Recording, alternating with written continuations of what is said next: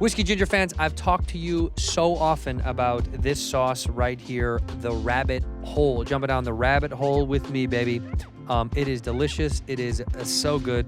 What makes Rabbit Hole so special is that they view bourbon as an artistic expression. Each of their original works of bourbon are made from one-of-a-kind mash bill recipes using specially malted grains. Every single Rabbit Hole expression is aged in both charred and toasted barrels, including Derringer, Rabbit Hole's award-winning finished bourbon. This one, right Chia. This stuff is very good sauce. This expression, Rabbit Hole, has taken their fine wheated bourbon and aged it again in Pedro Jimenez, I've been practicing, sherry casks from Spain. Aromas of caramel cherry are going to lure you in, baby, before flavors of dried fruit and sweet wine got you falling in love. Sweet berry wine. Derringer's perfectly sweet taste profile is the perfect sip to please both new drinkers and seasoned whiskey connoisseurs. This award-winning spirit scored a perfect 100 points at the Proof Awards, won double gold at the prestigious San Francisco Spirits Award, and was named one of 25 best bourbons of the 21st century by Robb Report. My friends, it is very good stuff. I've been drinking Rabbit Hole for quite a while now, and I don't think I'm going to stop anytime soon. Love the shape of the bottle. Love the taste of the sauce inside. I really do enjoy the stuff that these guys put out. I like it very much. To find a bottle near you, you go to rabbitholedistillery.com, rabbitholedistillery.com, or you can go to rabbitholedistillery.com/drizzly. You know the drizzly. Take $5 off your first order with the promo code RABBIT. Once again, rabbitholedistillery.com/drizzly. Take $5 off your first order with the promo code RABBIT. Please drink it responsibly. What up, Whiskey Ginger fans? Welcome back to the show. If it's your first time joining the show, welcome to the show. We got a good one for you today. Like my man Steve Harvey say, it's Kountry Wayne. Kountry Wayne. Such a funny dude. He's shooting a special. Just happened in Washington, D.C. It's going to be coming out this year. Very funny dude. Go see him on the road at countrywayne.com. Also, I am out on the road with Bob. The Bad Friends Pod is out. badfriendspod.com. We're doing stand-up, elements from the show. So if you want to see us on that road, go to badfriendspod.com to see us. We're going to be going down to Florida, my friend. We're all over the map in Florida, and we're hitting up a ton of other dates as we go, but we're starting the remainder of the tour in Florida at the end of May. Come see us, and we ended up in the Northeast, and then we're adding dates, by the way. Big surprise.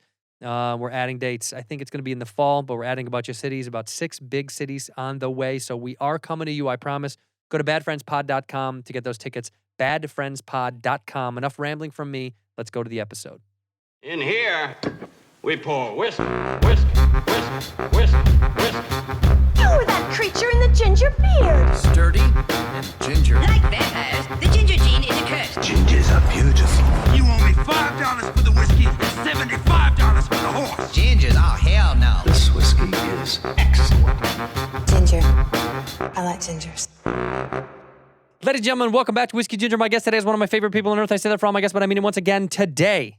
It is Kountry Wayne. Man, I love that, man. You like that? How fast I speak through it? I like the way you brought me in, man. It felt like Kountry Wayne. feel like I'm about to win some money or something. Yeah. Come on down, Kountry Wayne. Yeah, man. Do you not drink at all, by the way? Oh no, I don't drink, man. But, Okay. yeah. I'll have a little sip on your behalf. How about appreciate that? it. I Cheers. appreciate cheers that. to you. Cheers to you. Have you never drank before? I got drunk on my 25th birthday. My sister got me drunk. On what? It was Patron. Mm. And I just felt vulnerable. I was like, man, damn. I was like, I feel vulnerable. I feel like somebody could take advantage of me tonight. And I didn't do it again. I feel this empty spot in my stomach. I was like, nah. 25, and that was it. 25, yep. When you were a kid, like when you were a teenager and everybody around you was starting to experiment, you avoided it, huh? Yeah, I avoided it, man, because my whole family they did drugs. So I got the privilege of being able to see everything. So I just, even though alcohol and weed is the most acceptable thing, I just stayed away from everything. I was like, yeah. Not good for you, man. Yeah. You must have had somebody around you was keeping you in check. Did you have an older brother or something like that? No, nobody, I was really a free child. It's just, my whole family went down. So it's like... It's terrible to laugh at, but it's... the curse of it, but the blessing of it, I really seen, like, everybody went to jail, everybody got on drugs, everybody was broke. So I seen a family of doom. So, it's just that extra thing. You try not to do a lot of things. You were smart enough to be like, not for me. Yeah, not for me. Yo, because my family, that's one of my family downfalls. So another family might be something else, but through your family, you can learn if I drink, I'm going to be drunk. Mm-hmm. every time because I got an addictive nature. Yeah, I got me 10 too. kids. So Yeah. You have 10 kids. yeah. How many more are you gonna make? Are you trying to Uh, catch up to Nick Cannon? I didn't know. I didn't try to make them. Plan B pills just don't work for me. You that strong? Is You're that strong? It's Oh, that strong, bro? Is that strong, man? That's impressive. Yeah. 10 kids? 10. God. Yep. Do you want to have more kids? Nah. This is enough. Yeah. You're gonna be working till you're 95 with 10 kids. 195. Yeah. It never stops, man. Yeah, no, it doesn't. Well, I was saying to you before we started the show that what's wild is I've seen you from a distance Mm-hmm. because over the years of playing clubs, because you had said, how long have you been in stand-up? And I said, you know, give or take something around 15 years, you know, something like that. And you said you're kind of something similar. And I would go to places like I remember going to like House of Comedy in Edmonton or something like that. And I'd see your picture, see your name on the lineup next. And it feels like you jump cities for years when you're on that grind of doing club work. And I would see your name a ton on those things, but I never ran into you. But you're also an East Coast guy. So did you ever live in LA for a long period of time or no? I stayed in Studio City 2017, 18, and 19. But I was just out here learning the game. So I wasn't really around going places. I was trying to learn the business. Right. So I was just seeing how that part of the business going. And I was just flying to my shows at the same time. But, you know, after the pandemic, when the pandemic hit, I left and went back to Georgia full time. You're born and raised in what town in Georgia? Is it Atlanta proper or no? No, it's Millen, Georgia. Small town. Millen. One red light, 3,000 people. It's like that, man. It's like I'm a real country boy. Like, Yeah. up to the hogs, the cows. I've eaten rabbit, squirrel, everything, man. I've eaten rabbit, no squirrel. You know- Squirrel's probably not for me. That rabbit was pretty good, man. The only thing that I will eat that's off like Sorry that about is that, man. you're good, man. Probably one of them kids calling me. Yeah, I was just gonna say because you got how many phones you got? They got 3, man. 3 phones. Yeah, 3. I got 3 phones. Yeah, one for the baby mamas, one for the kids, and one for the videos. They have to update it. You have 3 phones. 3 phones seems that 1 phone gives me anxiety. 3 Yeah. makes me feels like a panic attack for me. Yeah. You know, I film a lot of content on my phone. Yeah, you do. So I film all my content on my phone. So I had to it's like keeping my camera with me. Do you ever have somebody just because a lot of people have videographers or a team that you do everything solo? You don't want to. No, I pay somebody. I pay a guy to film the content. Man, I got a whole team, man. Like my production costs a lot of money, even though it's with a phone. Yeah. A lot of it go towards people. So I got people for everything, you know. But you always keep one on you in case you want to film something quick and throw it out there. Oh yeah, I keep my phones on me just in case. I might have to send to my person who upload everything. She might be like, "Okay, I didn't get the video when Rolanda's halves a heartbreak, so I had to go through my phone, send it to her." So Right. you know, Do you have somebody that checks you down ever? Do you have someone that that vets the content in terms of not for creative, but like, do you have someone that you're like, yo, is this good? Or do you just put it all out? man, I just put it out. You do. Mm-hmm. Because nowadays I feel like a lot of people that do a lot of content online, it's a machine. Mm-hmm. Like a lot of people have, you know, like the Paul brothers, you know, Jake and Mhm. Logan. Those dudes like made a huge career to begin with out of making tons and tons of content. And when I met their crew, it was like a massive amount of people that are all kind of contributing to this one thing. That was impressive to me because I knew it wasn't just them, but you're like, man, this is a whole clique of people that get to chime in on what to do with the videos to get it more popular and how to put it in the algorithm and all that stuff. But you just make content, do your thing. Yeah, I make content, do my thing, and I got a lot of actors because I basically do storylines. Like Yeah. I got my fan base watching my page like a TV show. So Right. you know, I drop 7 to 10 pieces of content a day.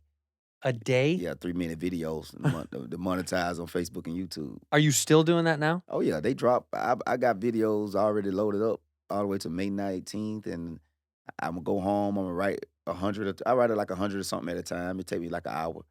Write 100 and something skits, and then I put it together, man. Call the cast, and put it together. Give me a call. You need a white redheaded guy. I got you, man. You got me. I really appreciate it too. Man, throw me in, bro. I definitely appreciate it. Throw me in. It's just impressive to me because you built, like we were saying when we were talking before, you know, we don't know each other. And when you see stand-ups doing their thing, it's kind of, it's wonderful to see people grow in their own categories, right? Like I didn't really know where I was going to go in the stand-up world and took me more to acting and then took me more to this world. And with you, it's like stand up and grind, and then you were doing sketch, but you realized that it was a way for you to just shine and then bust through that kind of little, there's like that weird ceiling that every stand-up hits. No matter how good you are on stage, you need one more thing for them to go, oh, well, oh shit, you know? Because the old days, it's hard to just get through that system. You're not going on Carson anymore. You're not doing 10 minutes on TV or 5 minutes on TV to then get a deal from NBC. Exactly. That's not the day anymore. Exactly. So seeing you do that from the outside, I just want to tell you, wonderful. Man, I appreciate it. Happy man. for you, man. I To see you appreciate just it. see you explode and do the thing. Would you, if NBC or one of these people came to you and wanted to give you a sketch show, would you want to do sketch on TV or no? Yeah, I definitely do sketch, man, because that's always been my strength. That's what I started with. So I definitely do sketch. It just have to make sense. But I feel real comfortable in that part because when it comes to the writing and the sketch and storylines, that's my strength, and that's how I was able to start. And I've evolved to I would feel comfortable doing movies now, you Right. know. So, but yeah, definitely, I definitely will do a sketch show for sure. It may have to make sense. It had to make dollars. Yeah. it have to. That's really what it is. Yeah, it have to make sense. It got to make sense at this point, man. At this point, you know, just with the new era, especially with the writer strike just happened. You know what I mean? I It's know. just like this content is just social media has become a thing that it just got to be respected at this point. Well, yeah, I mean, they know. I mean, the business definitely knows. They can see that that's the way now. Because, look, I don't know what it would have been like 15 years ago without this content creation, how I would have fared if I was ready in the time to try to put out a special. But like now, congratulations, by the way, when this is out, you'll have already filmed your Netflix special in Washington, D.C. For sure. Where are you filming at? What theater? Warner. The Warner Theater. Yep. Yeah, I played there. It's Okay, great. yeah. It's wonderful, man. Yeah. DC, DC has a good place in my heart because over the years, I started going out to, I did Arlington, which is their neighbor. I did The that. Arlington Draft House. The Draft House. Yeah, I went there too, man. Did you do that? When Yeah. we had the chair. They had the office chairs. Yeah. And they can wheel around and talk to other people in the middle of your show. It's a movie theater for people that don't know. It's an old school movie theater. They ripped out all the old theater chairs and they put in legitimate office chairs. Like those dorky ass office chairs that you think in your mind, it's exactly what they are. Yep. They're nasty, they're stained, it's like pulled cloth. And that was like the first time I played quote unquote DC. That wasn't really it. But then the DC improv and all that other stuff. Yeah. But that was my first time. I think I've been to DC on a package show, but I've never been by myself. with other comics. Yeah, I've been there with other comics at the theater, but this is my first time doing theater by myself. Sure. But you've done theaters by yourself as a stand-up Oh artist. yeah, that's what I'm on tour. I'm on tour now. Doing theaters. Theaters, yeah. Do you ever go back to clubs at all or no? I'm going back after this tour to come up with a new hour. That's what I'm going to start doing that eventually. I mean, I'm on tour right now playing theaters. Bobby and I are doing stuff together, but when this is done, because I just put out the hour in January, you got to get back. How long do you think it's going to be before you have a new band? I don't know, man. It's tough. Yeah. Well, you know what's so funny is you have little chunks, right? Like there's little things that I love that I'm doing right now. Like little tiny chunk, little tiny chunk, little tiny chunk. But then there's those moments in between that you're like, I don't like that. Yeah. And they know that you're working it out because the fans know. So it's kind of nice to have that with them, but it's tough as a comic because you want to be able to rip like you do when you're doing a full cohesive hour. For sure. I'm interested on that part because when you start off from beginning, you have to do that. Yeah. You have to come up with material. Then you get Scratch. you an hour. Now I got to go back after the special drop, after the tour, and go work on this new material. And it's just like I'm kind of excited for it because it's like, man, what I'm gonna say? No, it is exciting for me. It's daunting, but then it's the payoff is great. Yeah, how did you feel going back out there after you got to go to this place and do new material? It felt scary in the good way. Like when the old days, whenever I restart something, I feel like I did when I was a young comic, where my nerves were playing a part in my performance. Where now, not that I don't really get nervous, but you get anxious or you get excited to go on. But with doing new stuff, all new stuff, it's like those old nerves from when you were young because you're excited to see how it's gonna. You're like, is this shit gonna flop? But it still gives you that. I think that's what drives the engine to make the jokes better because as you're going, you start to really listen to yourself more. when you're humming along and doing jokes that I think you already know are working, I don't think you're paying attention as much as you do when you're really working out the verbiage on stage and going through it. Then you're really feeling what moments hit, what words hit, what beats hit, you know? It's exciting. Yeah, I can't wait. I can't wait to go. It's man. also painful. Yeah. Did you do some of your old jokes when you went? No, I didn't. You know, I said when the special came out, I would stop doing those jokes, and I did. Yeah. I did. I stuck to it. I've made that that's a thing for people at home that comics do, but like, there is no rule. I like it though. I just feel like it pushes me to not rely on the old shit. You know, it just does. I can't wait, man. Well, I'm excited for you. Let me ask you this. I know I've seen through the course that of course, you're wearing a literal Jesus piece. The Jesus is poppin' piece. Oh yeah, for sure. Which you can leave with me after the show. If you're out on the road playing shows on the weekend, do you go to church when you're out on the road? Oh no, I don't. I haven't been to church in years. Man. Okay. I just read the Bible. You do? Yeah. But you travel with the Bible. Yeah, I keep the Bible with me. I read it every day. So you read it every single day? Yeah, I read it 7 times all the way through, from the beginning to the end. I picked it up 2012. And to this day, I read a page. Whatever I'm at, I read the next page before 12 o'clock every night. 7 times you've done this? Yeah, I'm on my 8th trip now. Is there a goal to how many trips with the Bible? Nah, I just want to keep going. It just ever since I picked it up, my life changed. So I just it's like that thing I keep going to. Yeah. It's like, man, I'm gonna keep reading because ever since then, my life been. What was like what's the moment that took you into wanting to really get into the Bible? Like what was the moment in your life? I was up in the wrong world. Like I was in the streets. I was hustling. I had money. I had girls. Had a few cars, and I was like, man, nah, this don't feel right. This is it's like being a negative 14 versus 2. 2 is still better than a negative 14. Sure. So I feel like I was up in the wrong world, and I was like, man, I got to find out how to get out of this. Cause I was happy, you know, I had money, and I was like, nah, this ain't. I don't supposed to be happy. Right. So that's when I picked up that word, 2012. Was there a person that influenced you to get into it, or no? Was there or you just by yourself were like, I need to find something else? Nah, by myself. When I was young, my dad he told me one time, he said, you're gonna find something in that Bible. You need to read it. But I had read other books, Become a Millionaire, God's Way, Rich Dad, Poor Dad. I read a lot of books, but nobody encouraged me. My niece had a book up there. I was at my sister's house, and I went and got her book. I grabbed her Bible, and I still have that same Bible to this day. That's the one. That's the one.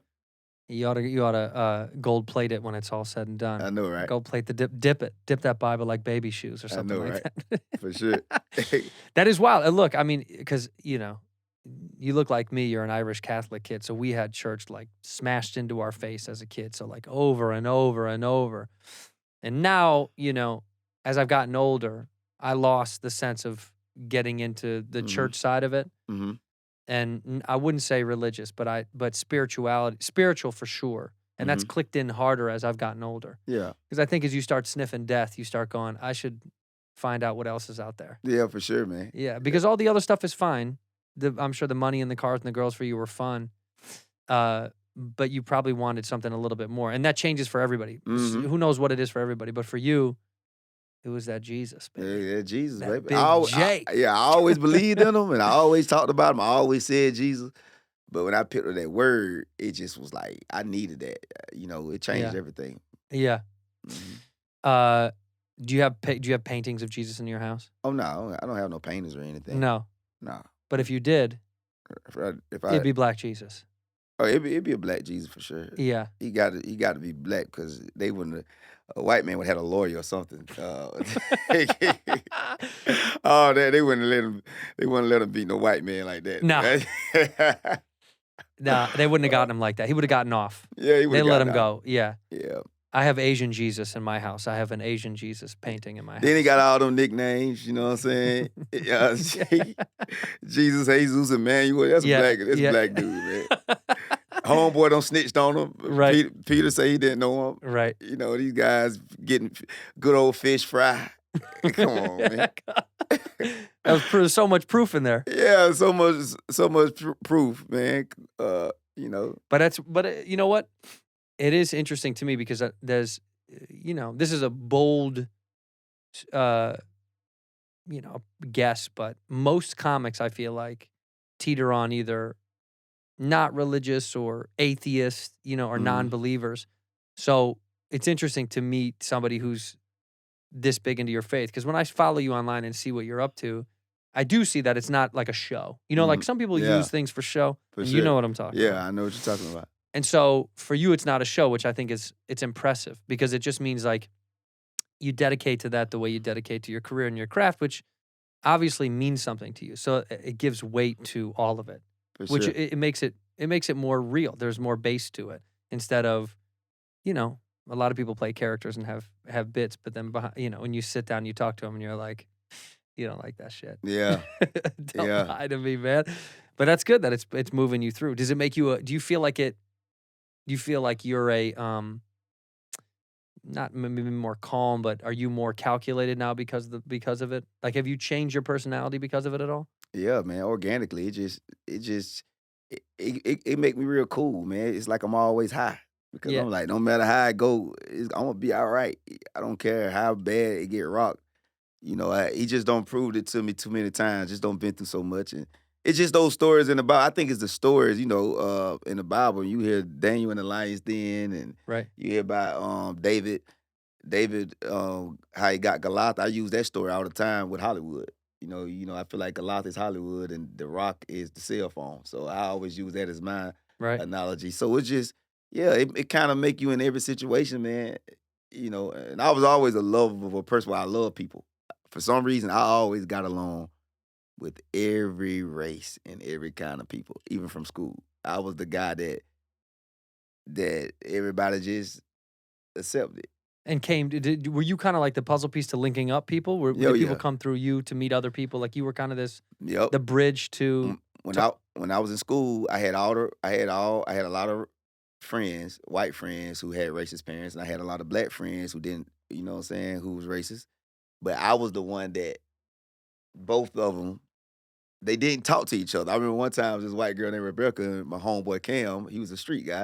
And she was like, they was looking at Cam, but they came to talk to me about it. And Right. then when something going on over here, the black people come talk to me like, Brandon and them are doing that. I was just always the person. And then when I got in, when I worked a job for years, Georgia Power. When I went to the military, I went to the military one time. I understood people. I understood. I could see people, man. I never really seen color. you saw more. You saw the human. I look at Yeah. a person's eyes. I'm like, they look like me. No Yeah. matter what color you are in your eyes. Yeah. So I stare people in the eyes. Skin color never. Well, you and I do look very alike. Yeah, we do that. It's like, Yeah. we We do got look alike. We do look alike, man. Hey, we do look alike. This would be the best Freaky Friday if we switched That places. would be dope, man. That'd be. Did you ever have any redheaded friends when you were a kid? Oh, yeah. Any redheaded dudes? Man, I had all kind of, man, listen here. It was Corey was redheaded. Shout out to Corey. We shout love out you, to Corey, Corey. man. But yeah, I was always just. But Millen was it super diverse down there when you were a kid? I was racist, man. Yeah. That's how I knew Trump was gonna win. Oh, you knew. I knew. I told America because see, it's a lot of people. It's a lot of white people that get looked over, right? It's a lot of, it's the white people in them country towns. Yeah. They get looked over. They don't get counted with the rest of the white people. So the Yeah. world, everybody in these big cities, wondering how Trump won. I'm like, bro, it's so many people in those towns. In here, we pour whiskey. Hey, I've talked to you guys so much about Squarespace over the years, and I'm so happy to still be partners with them because they are incredible. I do really believe that they give you some of the best tools to create some of the best websites that are possible on this here planet Earth. I really do love the fact that they make it user-friendly because I'm not so smart. I've told you that before. I'm not the brightest bulb, and I'm so happy that they lay it out. But they also have these things like member areas. They make it easy for creators to monetize your content that fits your brand, which I really, really love. And they give you ways to create gated forms of monetization to secure your content. So it's not just out there to the world being reused without, your ability to make a couple of bucks on something you create at home. There's also appointment scheduling. Let's say you're a yoga instructor, hot yoga is what I prefer. You can do that simply through the site that Squarespace has helped for you. And the video studio is incredible if you want to upload videos You can effortlessly do that. Their studio app helps you make and share engaging videos to tell your story, grow your audience, and drive all your sales through the roof, no matter what you're doing. This is why I love Squarespace. If you're creating something, if you're an artist, if you're selling something, or if you're just putting something on display on the internet, like pictures of your kids at the beach, Margot, we get it. You love them, we love them too.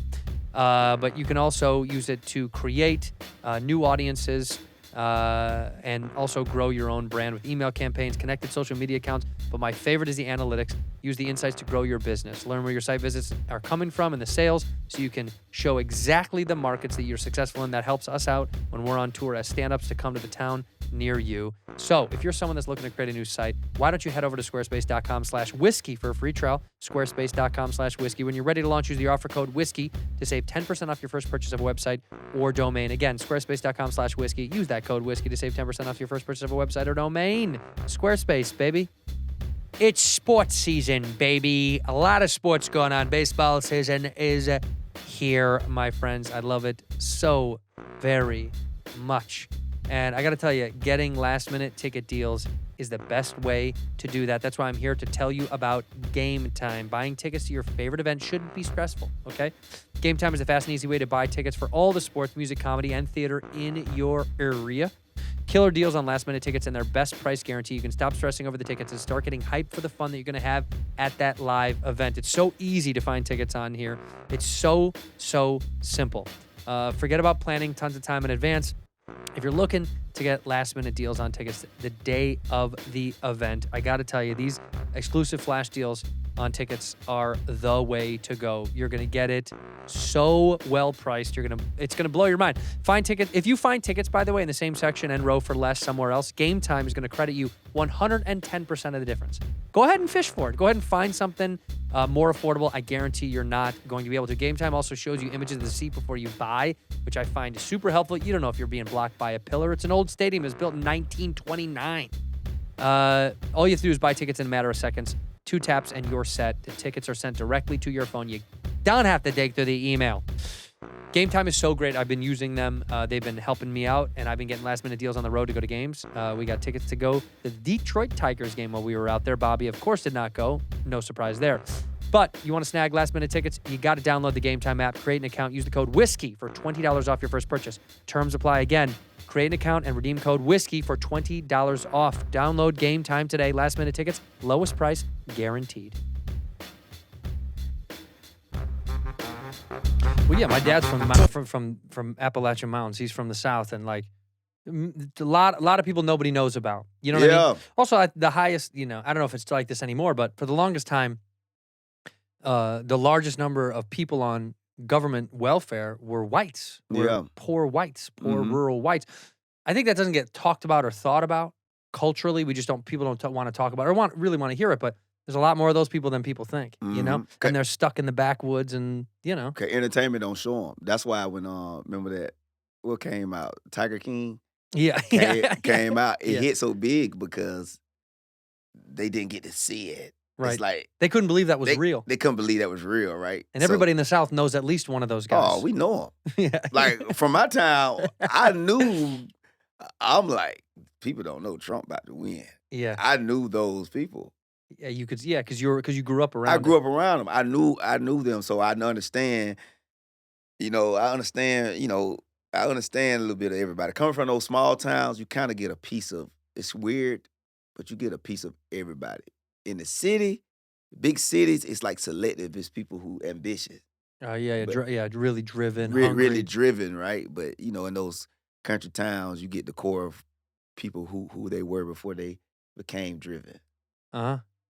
That's pretty good. That's like a Lifetime movie, Yeah. See who they really are. See who they really are, right? The Beverly Hillbillies, I love that show. My dad used to watch that. Oh man, that show was so funny, man. My dad used to watch that show. That show was legendary. Like, the Beverly Hillbillies was just legendary. Now, when you were young, what was there, the old question of a stand-up is, what's the thing that made you want to do performance and stand-up and comedy? Was there a moment or a person that influenced you or a time? No, I was rapping at first. I wasn't thinking about stand-up. But 2015, 14, when I went viral online, still wasn't thinking about it. I was dodging it, but when I got those followers, people were wanting to see me live. So I had to step out and go do it. Was it Kountry Wayne? Was still Kountry Wayne your name when you were rapping? Yeah, that was my name in the streets. Yep. Yeah. Are you still rapping? Nah, I rap when I'm by myself. When no one's around. No one's around. You rap in I the put shower. a freestyle out every once in a while on my social media. Would you ever go to like to you know, to Sway or someone in the morning and do the wake up show and rap? Yeah, I freestyle, man. Yeah, you would. Have you done it? No, I haven't did it. All right, we'll do it right now. Well, We'll tell them. Please book Kountry Wayne. Hey, Sway, man. I did Sway. He had a comedy show one time, but I never went on the show. He had like a comedy show for the morning. Yeah. At I think it was at Caroline's, but yeah. But would you do that? Would you go on and do a freestyle on the radio? A freestyle? Oh, yeah, I do that. You would. For sure. Well, you'd write it. Nah, I freestyle. it, You man. with nothing written. Off the top of the dome. I'm coming. Nothing I written. write. That's how I write my skits. That's how I do everything. I don't write nothing down. You don't ever write down. You're the Jay-Z of comedy. I guess you could say that. I said it. Yeah. I said it. You don't have to say it. I remember real good. Like that's how I write my set. I go on stage, I tell a joke, I remember it. So with your hour, you don't put anything on paper at all. Nah. Damn, that's wild to me. Yeah. I mean, so when you're reconfiguring a bit from stage, you don't ever need to make notes and go, oh yeah, I like the way that worked. Then you just kind of put it in the bank and let it come out when it comes out. I remember it in my head. I'm like, this why this joke didn't work. Cause I reached my hand over this way. I should have reached it over this way. Wow. You know what I mean? I don't know how you do that, man. I got to put it on paper. I books and books of nonsense of me being like this and this and this. And I that's didn't hard like for this. me. Like I'd be amazed when people put it on paper. I'm like, Yeah. how do you write a joke? That is so amazing.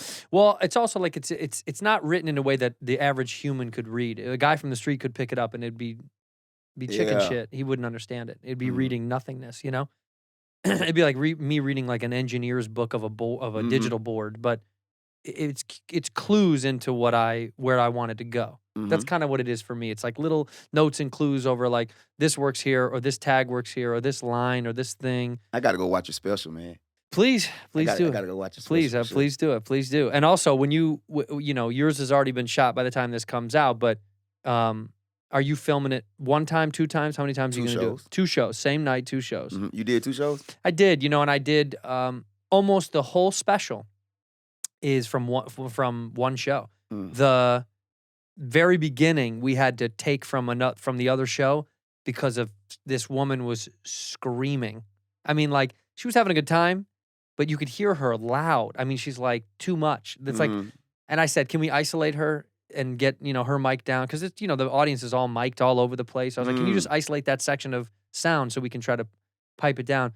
And the sound editor was dying laughing. He's like, dude, this bitch is on every microphone in the room. She was so loud. You could hear her in the whole theater. She was screaming, laughing. And I mean, I get it. She was having a fun time, but we were cracking up. I was like, I can't believe you can still hear her on even just the stage mic. And she was not near the stage. Yeah. She was having a good time.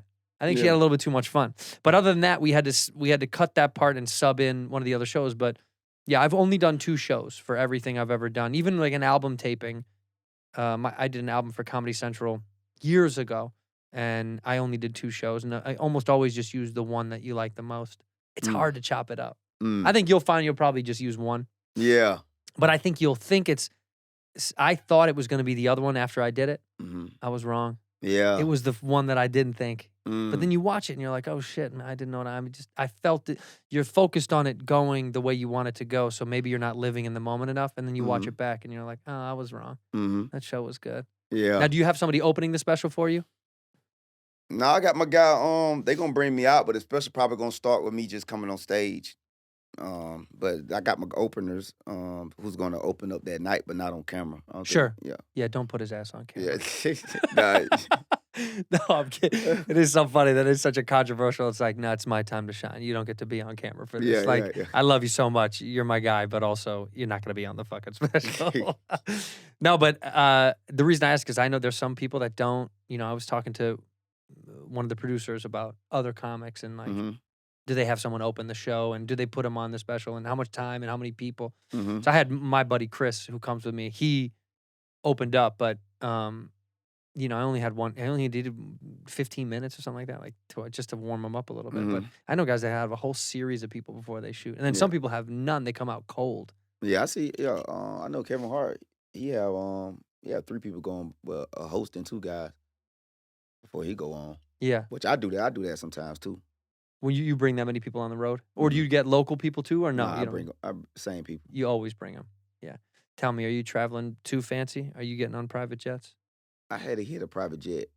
I had to because I had to go to You had to. from Augusta to New York. I had to be on Good Morning America, so I had to take that private jet. Had to do it. Yeah, because I wasn't gonna make the Good Morning America. I had to You know, do so I it. promote my book, but nah, yeah, I don't really I don't do the private jet. Not with thing. 10 kids. If you had 2 kids, you might be jetting around a little bit. I don't know, man. A jet is not necessary. It's so I get the expensive. I get the VIP on. How often do you drive? Bro, never. I don't. Yeah. That Yeah. is a. It's not necessary. It's crazy to me. People Yeah. that do it all the time. It's such big money. But also, I know a lot of comics are traveling like that right now. So it's interesting to see like who's choosing to do it. And I was opening for Joe Rogan, and he was selling out arenas, and we were still flying commercial back then. Yeah, I mean, literally, we were sitting on American Airlines flights, yeah. and he was selling out. Literally, we were going to Chicago, play the United Center. And I was like, "Oh, it's wild." But back then, even then, he was still taking them.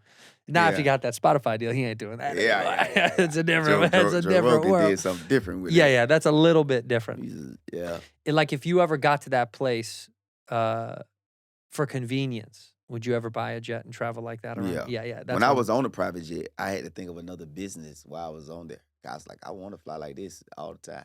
as a stand-up, yeah, I know, and people at home are probably like, ugh, like, oh, come on, private jet. But it's like when you're traveling that much. If I were ever that big, like Seinfeld big, or those guys like Kevin Hart, or any of these guys that get to travel like that, you get it because you're like, yeah, man, you're just living on airplanes and in airports all the time, and it takes a toll. Like we're on a bus right now. Yeah. Have you ever done the bus? I haven't done the bus, but I just purchased a Sprinter. Oh, the Sprinters are great. Yeah. Yeah. I'm gonna start using Sprinting that. around. Yeah, we Yeah. do that. We're doing that in Florida and all that. That's a great alternative way to get around So too. y'all take the bus from here to Florida? No. The bus is going to be in Texas, and then we go there, and the bus will go to we have to fly somewhere else because we have to go shoot something, and then the bus will meet us down in Florida, Okay. and then we taking the bus all through Florida. Okay. Wild, man. Wild. Yeah. Sleeping on a bus is wild. I mean, it's crazy because you go to bed, midnight, 1 in the morning, whatever. The bus driver shows up at 3:30 or 4 a.m., starts driving, then you go to bed, you wake up in Charleston, South Carolina, you wake up in Memphis. It's wild to wake up in a new city. Yeah. It's nothing like you've ever felt because you're used to, getting in a car, going to the airport, going to security, getting on the plane, sleeping for a little bit, waking up, eating a bad meal, going to that hotel. Mm-hmm. It cuts out all that shit. But I don't know if I recommend it because it's tough. Yeah. It's tough and it stinks. There's people on that bitch. It stinks, dude. Yeah. It stinks. But I like it. I mean, it still kind of gives you that we're all in this together feel because you get there's a lot of separation in stand up, like Mhm. as you get more success in it too. It's the same way in Hollywood, like you were saying, getting into films and all that stuff. You're a solo bird. I mean, you're working together, but you're sitting in that room by yourself for hours. Yeah. Unless you have a crew with you, people to hang out. But for the most part, it's like you're just hanging and waiting. Mm-hmm. For sure. And it's it is lonely in the weirdest way. So on the bus, there's camaraderie and Mm-hmm. I don't know. It feels it's comforting. It feels like the old days. Yeah. Like the open mic days. Did you start in Atlanta? No, I started in I was getting booked, like people putting together shows, that kind of stuff, and then I went to comedy clubs. You went right to clubs. Mm-hmm. That's wild, man. That's a big leap. You jumped out all the bullshit. Yeah, You didn't have to do that. Yeah, I went through some of those shows, but I got paid my first. So I got paid when I first started. So I never went through that stage of, not getting paid. Damn, you missed out. Man, you never had to sleep in your car, bro. You missed out. No, I don't got those stories. I tell everybody, I don't got that story. No, but that's great. But that's Yeah. great. Everyone's got their own version of it. Exactly. But I used to those days, man. Like, I'd go to Burger King would have 2-for-1 cheeseburgers, and I would go and I'd get as many as I could and put them in my fridge Yeah. and then eat them for the week. Yeah. Because I was like, it's either this or ramen noodles. And I We was all like, was going through our struggles, man. yeah, no, and that's. I mean, Mhm. I think that's the thing that's good, that it shapes the way you continue through the business. You know, I don't think anybody had it easy, quote unquote. I mean, I don't, you know, some stories probably easier than others, but Mm-hmm. you know, like when did you leave Georgia? Like when did you get out? Man, I still stay in Georgia. My house is. I still got a house in Georgia. But when you started your career, you stayed in Georgia. Yeah. You just kept shifting around Georgia. Yeah, back and forth. I come to LA. I had a place in LA. I fly back and forth, but yeah, I stayed in Georgia for sure. Because you want to be close to family. Yeah, And you got too many kids, bro. yeah, a lot of kids. Yeah, too many kids, man. A lot of kids, man. So all the same baby mama? Oh nah. How many? 5. 5. Yeah, I like the way you said it. 5. That's what I say every month. 5 is heavy, bro. Child support. That's so much. So how old is the oldest one? 17. Oh, almost. No, he graduated this year. I know, but 18 and then it's adios, right? Yeah. That's it. Oh no, he went to college, man. Oh, no, that's more I'm money. like, bro, you want to go to college? Yeah, more money. Yeah, well, how old's the youngest one? 1. Oh, congrats. Yeah. Brand new. Yeah, congrats, man. Brand new. Brand new, baby. So, but this is it, you think? Oh yeah. Unless I get unless I get somebody who really just want to have a baby. You know what I'm saying? She gotta really want it. Yo, that's so funny. That's like an alcoholic being like, I'm not having another drink unless we pass a bar. Man, that just did something to me. Like I lost my breath when you just thinking about it. Yeah. Another baby. I'm talking about I'm telling you. Yeah. But you obviously love it. Yeah, I mean, you obviously love it. So Yeah, I it's love like my if kids somebody for comes sure. along, then why not? But Yeah. never would you ever get married or no? Maybe, yeah, man. Yeah. If it's somebody I really want to be with like that. Yeah. Mm-hmm. Yeah, I get it. Have you ever what you should do is have all the kids come and live under one roof. Does everybody lives Everybody, well, they all got a room in my house. right. So in the summertime, it's been times every child is there, except for my baby girl because she stays with her mother. They moved back to Kansas City, but at least 9 of them be there at one time. You get you a reality show about all those kids, bro. Yeah, man, under one roof. One was in the works of that, but man, I don't know. I just ain't feel like doing it anymore.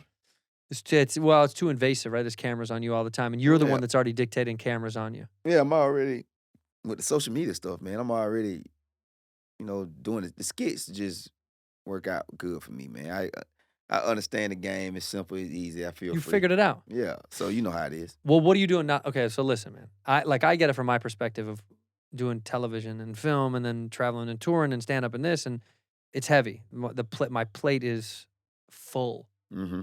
And I'm trying to find ways now to try to make the time just for me and do my thing. And like, do you have a little time for yourself or no? With 10 kids in the career, are you taking any time to just disappear for a minute? This summer, man, I'm off because of skits. I filmed 20 to 30 skits in one day, so I have a lot of time. What are you doing in the summers then? What do you get out and go somewhere else, or do you My son play AAU ball. you travel with him and go watch him? Travel with him. Is he good? Oh yeah, he good. He can hoop. He can hoop. You think he's gonna? I think he can. Yeah, He definitely got the ability to. yeah. But But Willie, who knows? Yeah, Willie. Who it's knows? gonna be on him. That's a tough game. Tough game, man. Well, I know it's like, I've seen it over the years of like different friends or, even personally knowing people that have either gone pro for a short period of time and all that stuff. And you see how much better they are than everybody you've ever met, and they still aren't good enough. Yeah. Which is crazy to me. Mm-hmm. I mean, it's a tough game, but that's good. You go watch AAU ball. Yeah. Support the boy. Could you ball when you were young? Yeah, I can ball. What about now? Yeah, Yeah, I can hoop a little bit. still. Yeah, still hoop, man. Okay, I okay. can hoop. I can Okay. rap a little bit. I can do a little bit of everything. Rap and hoop still, huh? Rap and hoop, for sure. I believe you. I just quit. I quit everything like that. And You used to hoop? yeah, when I was young. Yeah. Yeah. Yeah. I stopped. I got to a place when I think I would go to pickup games. When I first moved here, I used to go to Venice because White Men Can't Jump. Mm-hmm. I'm not kidding. When I first moved here, because of White Men Can't Jump, I wanted to go to Venice and go play on the boardwalk. Yeah. That movie made me fall in love with that. I was like, yeah. I want to play basketball by the beach. Yeah. And so I used to go down there because I lived on the west side.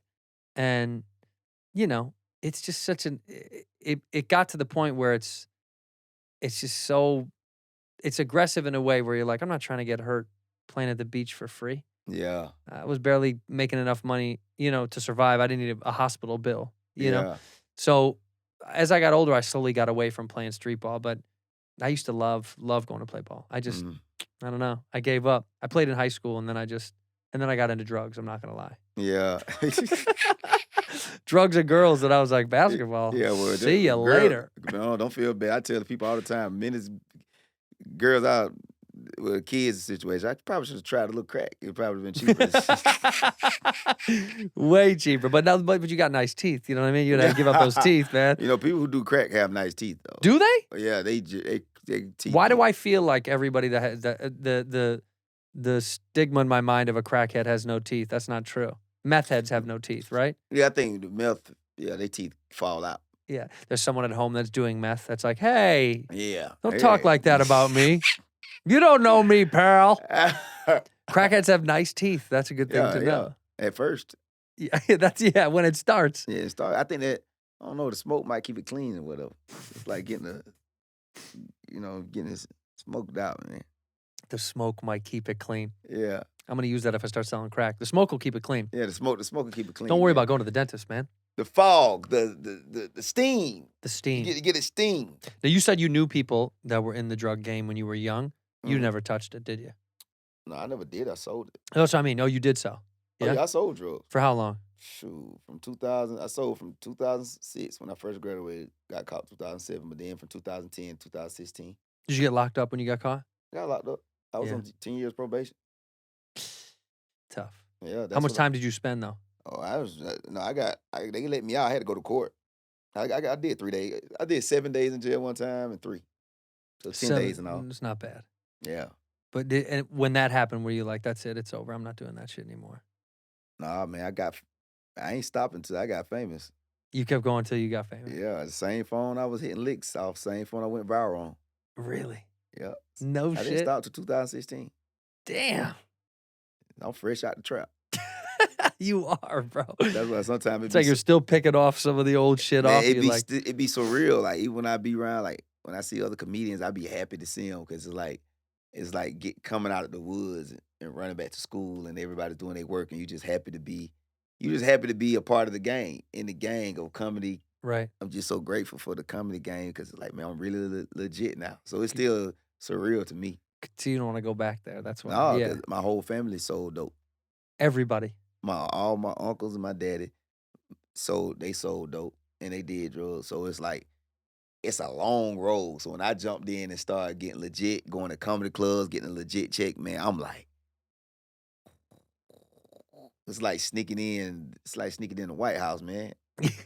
You know what I mean? You Yeah. think, yo, is they gonna notice? This is your January 6th. This is Yeah. your insurrection. Is comedy. Yeah. Comedy's like And seeing the other side of the curtain. hello, what happened January 6th? That's when they storm the Capitol. You know, and they Man, you know that's the day. I think that's the day I quit. No, for real. Yeah, that's the day I quit, and that's my daughter Honest's birthday. So her name Honest, and I named her Honest because I finally made an honest living. Yeah, On that's crazy. January 6th, you quit. They stormed the Capitol. January You 6th, stopped slinging rocks. 2016. Honest was born, and the world changed. She was born 2018. But I'm saying, like, that January 6th, I just thought about it. That's an important day for you. It's an important day, man. That's wild. I though. really be like, to this day, I be like, man, everything feel, when I be getting deals, I'm like, that ain't real. It feels fake. It feels fake. Yeah, because you were so far removed from that world. So far removed, and I was so close to the other world. I was so close to prison. Right. Do people from the neighborhood still hit you up? Yeah. You know, and try to Yeah, get you back? No, they don't try to get me back because they know I'm so far gone. But that happened for a while. People thought I was still hustling. They were like, he ain't making that money out comedy. They thought I was still selling dope. But no, it's just, man, now it's just, they still talk about it a lot.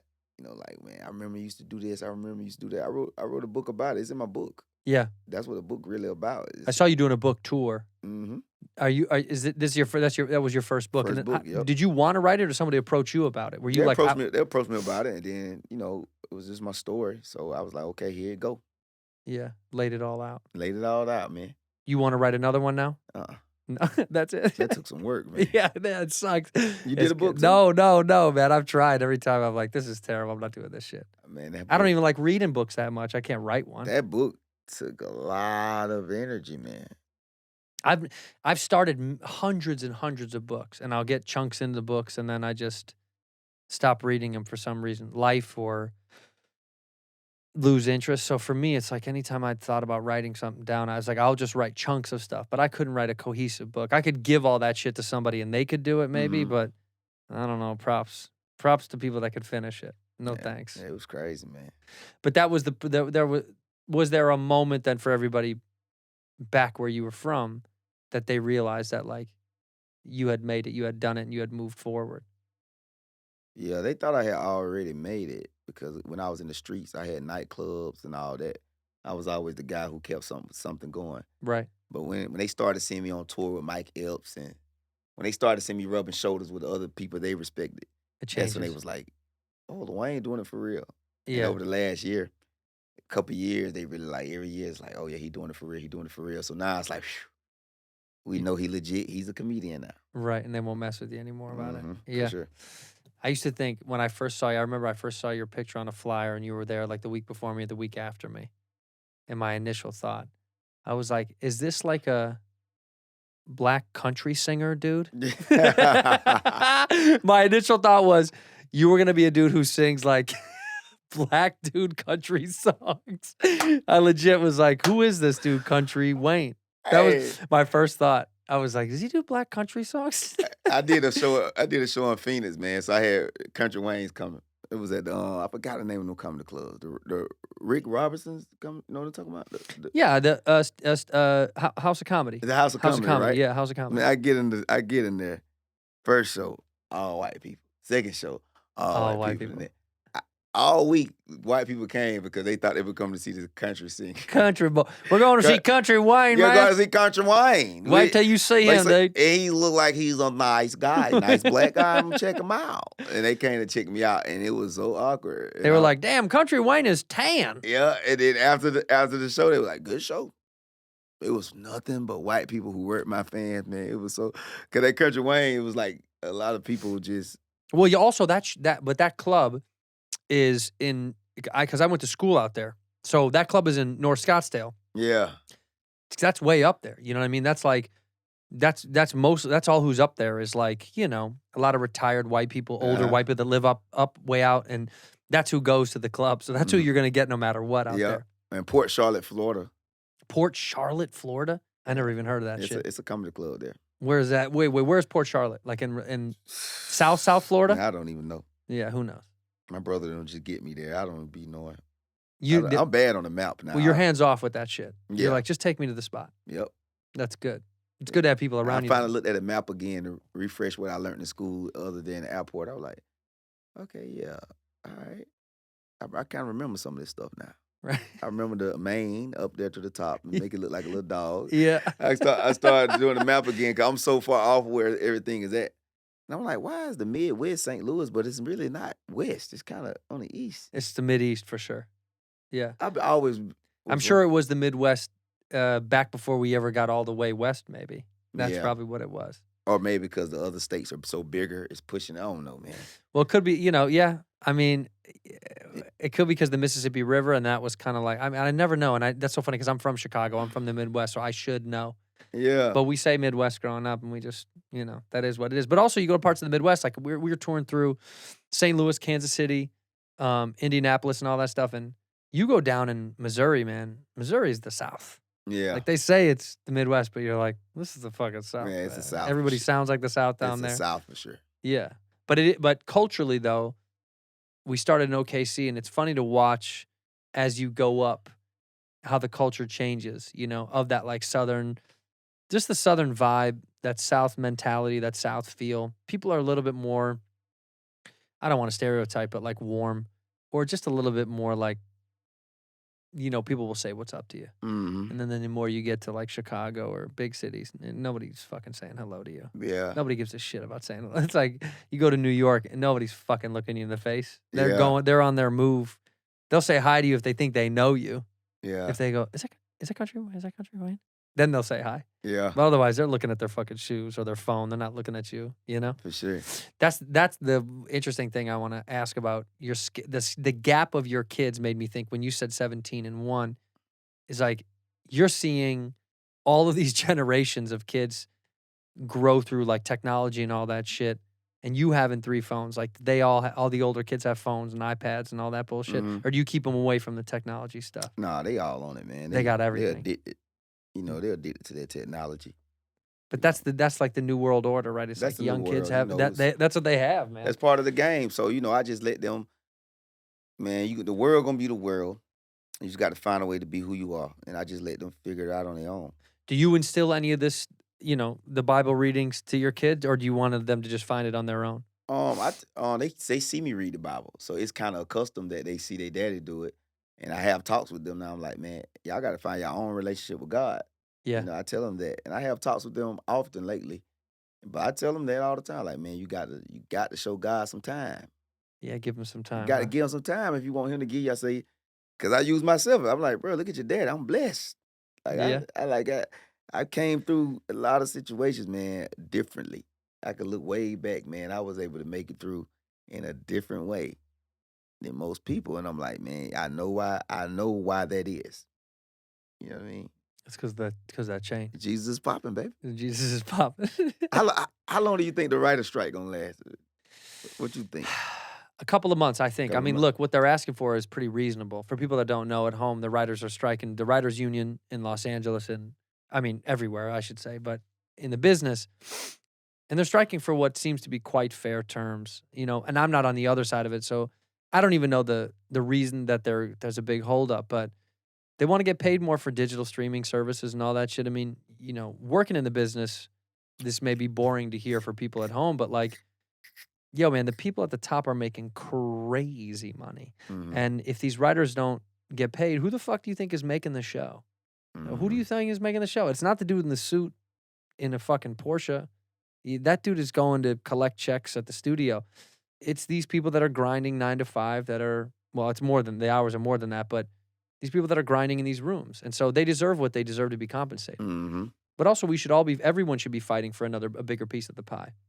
I mean, you got to know, you know, Hollywood is the drug game too. Yeah, It's the dope. same hustle. It's a dope game. It's the dope game. I understand it. You know, I understand it from both sides because I come from the street, so that's why I approached it the way I did, man. I got my own approaches on how I move in the game, and even as a comedian, because I understood, man, it's the dope game. But you know when somebody's taking an unfair cut of the profits. Oh yeah, they gonna do that. It's like, man, you got to bring your own bread to the table, and anytime you don't bring your own bread, it's gonna take a special person not to take advantage of it. Well, right. And so I think the thing is that the writers feel like, or a lot of people in the business feels like, these people are making so much money on the digital world because everybody that's listening right now, everybody that's watching, everybody is doing this in the digital space, whether the podcasts are on your phone or you're watching this on YouTube or on your TV. And there's so much money in the digital world that's being made by corporate executives that just transferred over, but they don't pay out the people below them anymore. They just were able to open up a new revenue stream. It'd be like me and you own a restaurant and I franchised it. But I was like, oh, I run the franchises. And you're like, can I get a piece? I'm like, no, man, you run this one. Yeah. And you're like, yeah, but bro, you run the other. We started this. You can't just go the other thing without paying me for going somewhere. And I go, just don't worry about it, man. You would have at some point be like, oh, fuck this dude. Give me my fucking money. So they deserve, what they're trying to ask for. I think it's reasonable, but I think they'll fight it for a couple of months, 3-4 months. I mean, if our show Dave comes back on FX, and we're on Hulu, we're in the digital world too. We wouldn't come back till next year. They wouldn't be able to get started for another 4 or 5 months, I think. Yeah. And they told us that. They were like, look, if we come back, it's not anytime soon. So I was like, let's hit the road. Yeah. I was like, let's get the fuck on the road. Yeah. I was like, let's get out of town because, sitting and waiting is not going to do anything. No. You know? But I mean, it is what it is. I mean, this is the business. It's like you see these things happen all the time where it continues to shift. You just have to stay ahead of it, which is why I applaud you for doing it the way you did it. You stay ahead of it. Do you think Hollywood gonna bend and give them what they want? They're gonna have to they'll have to reach some sort of compromise, but I don't think they're gonna get exactly what they want. No, I think because I don't something. think because I think at this point, if somebody got a streaming service, man, that right now the streamer's not growing anymore. Everybody kind of reached their domestic ceiling. So it's like, yeah, should have true. caught me while I was growing, because I'm definitely not. If I was gonna give in, it's not right now because No. if I got a streaming service and I and now I'm already a bunch of subscribers. If I put this $20 million movie on there, it's not gonna grow. It's gonna keep them happy for a minute. Happy wife, happy life. Right. So I feel like those people are the wife. And if I got a streaming service, I got to keep something new up there just to keep them happy. Just enticed, yeah. But it's not growing anymore. Right. It's reached its ceiling. So it's like, it's coming to a point now, man, it's going to have to be something that really works at its level. If you could spend $5 million to make a movie, it better be able to make 50. Would you ever make your own? Have you ever write and produce your own movie? I already like that? did. You did. Put it on Amazon Prime, and I did it myself. You know what I'm saying? Spent about $1 million. Video on demand, right? Yeah. And then it's going to Tubi after that, and I'm about to shoot another movie. You know, with your own money, out of your own pocket. Money. I need my own pocket. Now the next one gonna be. Now the next one, I got plans to link up with another producer. I want it bigger. But I feel like if I go to the studios with my own money, with my own fame, and I'm ready to spend my millions too. I got a different strategy going towards the game because I understand the dope game. And it's like, if I go to them with that, and we, you know what I mean? And if I own a piece of the movie, I'm good. Right. Like, because that movie I did was about $1 million, but I almost made half my money back, and I got it for life. It's yours. It's yours. Yeah, so they can't take that away from you. Can't take it, so I can put it on Tubi for the rest of their life. You can put it on any. There's a bunch of different paywall services that you can use. Yeah. So it's just like I put it on Amazon Prime. You know what I'm saying? It's made over $500,000, and I dropped it in February. Wow. You know, so and that's impressive, man, to do it on your own like that too. Yeah. Yeah. I ain't promoted it. I ain't really promoted or anything, just to my fans. But it's digital real estate, and I'm just like, that's the game. It's like if you put up your own money, they're not gonna never let nobody get a big piece of something if they don't put up the money. Yeah, well, they want you to incur the risk. Yeah, they're like, you incur the risk. It's too. like, that's why I think I don't know how long this strike gonna last, but it's like, I used to always tell my manager, I say, I know that person. He was talking about the biggest X. I say, I'm not like them because I got a good heart, but I know them type of people. They're never. I told my manager, you don't know them. Mm-hmm. I think like them. To get where I'm at from where I'm at, I had to think like that. But then I wouldn't do no, like everybody in my skits, like the guy who film my videos make $20,000 a month. The guy, I got other guys who go shoot their own content. I'm paying them $100,000 a month. You know what I'm saying? I'm different, and I don't have to pay them that because they just wanted exposure, right, to be on my platform. But the way Hollywood is now, man, you must. People don't understand. People got to put up. Either you gonna put up a shut up, because they already got the people. You think it's like when Instagram did the blue checks. Yeah, it's like so many people bought blue checks. Nobody's never gonna get together and cancel at one time. Nobody's never gonna cancel all their Hulu subscriptions or Amazon. So it's like, why would I give you this? Yeah. I'm not going to make any more money. Right. So do you have a Squid Game? Do you have a Squid Game? Like, do you have a Squid? Do you have a Squid Game? Do you have a Squid Game? Now, Squid Game, put another one on there, people. But so everybody I know got Netflix. Yeah, everybody, yeah. So it's like, I think people take stuff personal, man. And if you look at the game and realize it's business, people move different. Yeah, 100%. Yeah. But you employing a lot of people helps because that's what keeps this thing growing organically. When we were talking before the show, independently is the way to do almost everything because you control it, you own it, you dictate what happens. You don't have to answer to too many people if you are answering to somebody. You know, you get to keep growing your own network the way that you want to do it. Eventually, you're essentially your own company anyway. For sure. You know, that's why Jesus is popping. Jesus is popping, baby. That's why. I keep looking at this ring. By the way, that ring is ridiculous. It looks like a fucking NBA championship ring. Oh yeah, man. You got to get a pinky ring until you get a wedding ring. I mean, honestly, bro, that's massive. That thing is fucking. That is wonderful, bro. Yeah, appreciate it, man. So what is it? It says KW, and what does it say on the sides? Jesus popping. On both sides. On the other side, say help is on the way. Help is on the way. That's fucking wild. Imagine me with that kind of jewelry on if I had a bunch of rings and shit. I can't. I couldn't do it. When I see chains, I always think it's because I've had people hit me up from chain, like, you know, what's the dude that did your chain, the Icebox guy? Yeah, and we had those guys reach out to us to say what's up, and they're like, come see us, just say hi and all that. And I said, I think that'd be good for your brand because. Oh, bro. Listen, think about so it. hard for me to rock a chain. I could never do Ain't it. too many white boys doing it, right? Nobody does. Yeah. So nobody if you'd does. be the white boy with the drill, Yeah, but what would it say? What would my chain say? man, you say whatever you want to say, man. Hey, just good. Yeah. Just GOOD. Yeah, Good. inventor.